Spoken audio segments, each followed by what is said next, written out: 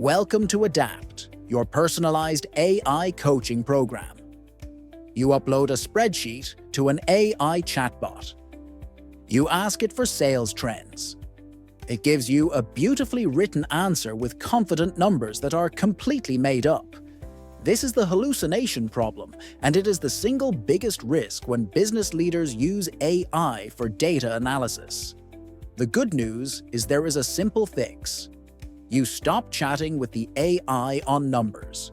You force it to write code that does the math instead. Here is a step-by-step workflow to get reliable, auditable analysis from AI. No coding background needed. You do not write the code. The AI does. So let's get straight into it. All right, welcome back to the deep dive. Today we're tackling a scenario that I think is a nightmare for almost anyone working in analytics.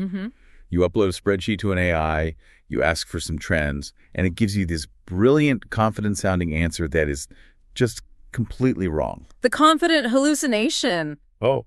It is the worst kind because the grammar is perfect, the logic, it seems sound. It seems so plausible. But the actual numbers are they're made up. Exactly. So today we're going to walk through the Reliable AI Analyst Workflow. And a quick credit, this material comes directly from Prashant Agarwal and A.D.A.P.T, which is his applied AI coaching program. It's essentially a safety protocol. It is, and it starts with a really hard truth. Chatbots are not calculators. Not at all. They just aren't. They're prediction engines. So if you give an LLM a column of numbers, it doesn't really add them. It just predicts what number should probably come next based on all the text it's been trained on. Right. It's the difference between, say, a poet and an accountant. Okay. And you really don't want a poet doing your taxes. Definitely not. So the core of this whole method is a concept called forcing Python execution. And this is the key. This is the big unlock. You stop asking the AI to do the math.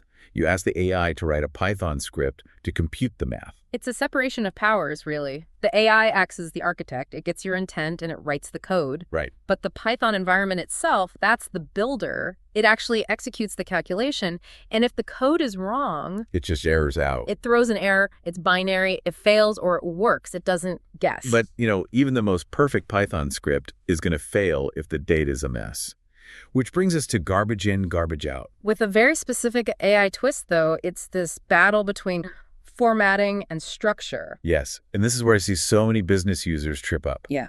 Because we design spreadsheets for human eyes. Yeah. We love merge cells, color-coded headers. Oh, blank rows to separate the quarters, all that stuff. That's formatting. Machines hate it. Yeah. They absolutely hate formatting. They need structure, just a flat table, consistent columns, no merge cells. So if you upload a pretty report, the AI's Python script is just going to misread the headers or drop data completely. So the rule is simple.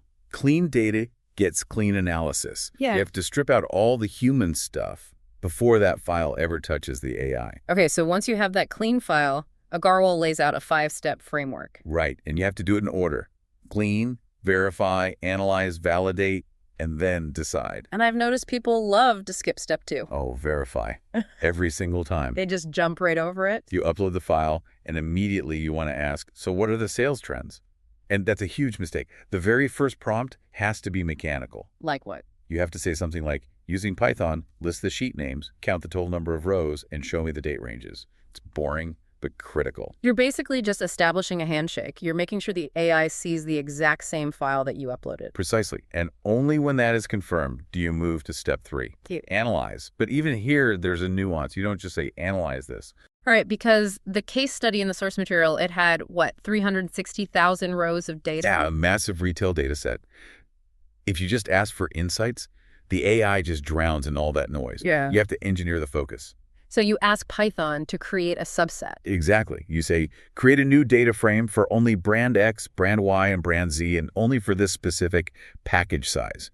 You shrink 360,000 rows down to maybe 9,000 relevant ones. Okay, which brings us to what I think is the most counterintuitive part of this entire workflow.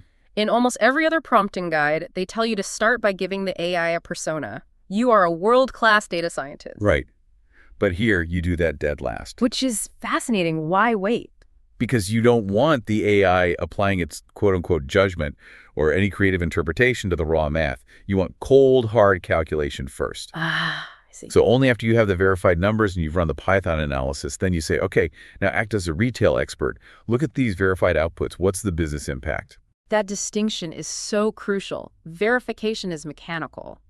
Analysis is judgment. And if you mix them up too early, You get the hallucinations. And finally, you validate. You do the sanity checks yourself. Do the market share percentages actually add up to 100? if a brand supposedly grew 400% in a single week, is that a viral hit or is it just a data error? You have to audit the output. It really shifts the entire mindset from chatting with your data to something more like engineering a workflow. That is the big takeaway. Don't chat. Engineer. Use Python as your safety switch, and whatever you do, never skip that verification step. And just remember, if you aren't auditing the code it produces, you aren't actually doing analysis. You're just trusting a very, very eloquent guesser. That's our deep dive for today. Thanks for listening. This is A.D.A.P.T, your personalized AI coaching program. If you've enjoyed listening to this podcast, visit adaptaicoaching.com to understand how AI can upgrade your or your team's productivity. Keep learning and keep being curious.